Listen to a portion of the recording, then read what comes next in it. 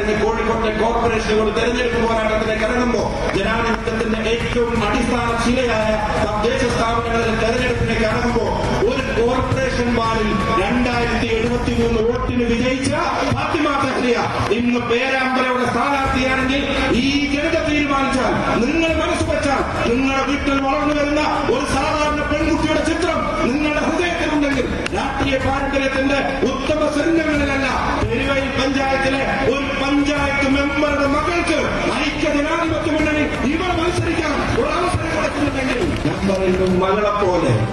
സഹോദരിയെ പോലെ, സുഹൃത്തിനെ പോലെ നിങ്ങൾ ഏറ്റെടുക്കണം. ഈ നാടിന്റെ ശബ്ദമായി,